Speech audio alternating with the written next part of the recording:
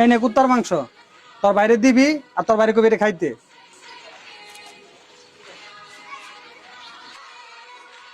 ভাই নেন, ইমাম সাহেব আপনার জন্য কুকুরের মাংস পাঠাইছে। কুকুরের মাংস? ইমাম সাহেব কুকুরের মাংস কেন পাঠাইলো? ইমাম সাহেব জানে না কুকুরের মাংস খাওয়া হারাম? শহরের জায়গা থেকে আজকে ইমাম সাহেবের খবর আছে। চল আজকে ইমাম সাহেবের খবর আছে। আরে ওমর ভাই কই যাচ্ছেন? আরে দেওস না, ইমাম সাহেব আমাকে কুত্তার মাংস পাঠাইছে। এত আমাকেও কুত্তার মাংস পাঠাইছে, কারণ আজকে সবাই মিলে একসাথে গিয়ে আজকে ইমাম সাহেবের যে কোনো একটা বিচার হবে আজকে। চলেন। ওই যে ইমাম সাহেব বললো আজকে আর খবর আছে। ইমাম সাহেব আপনি জানেন না কুকুরের মাংস খাওয়া যায় হারাম, তা আপনি আমার কুকুরের মাংস পাঠালেন কেন? কুকুরের মাংস খাওয়া যায় হারাম এটা আপনি জানেন, কিন্তু সুদ খাওয়া হারাম সেটা আপনি জানেন না। হুজুর আমি তো সুদ ঘুষ খাই না, আপনি আমার কিসের জন্য কুকুরের মাংস পাঠাইছেন? আপনি সুদ ঘুষ খান না তাতে কি হয়েছে? আপনি তো মদ গাঁজা খান, এটা খাও খাই ভালো, এত কুকুরের মাংস খাওয়া অনেক ভালো।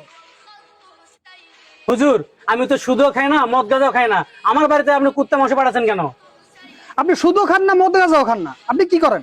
পরকিয়া করেন, ওটা কি ভালো কাজ? আপনারা সবাই অপরাধী, আপনারা সবাই হারামের সাথে যুক্ত। এর চেয়ে ভালো আপনারা কুকুরের মাংস খান। ইমাম সাহেব আমরা আমাদের ভুল বুঝতে পারছি, আমরা আজকে থেকে আর কোনো খারাপ কাজ করবো না, আমরা ইনশাল্লাহ ইসলামের পথে চলার চেষ্টা করব।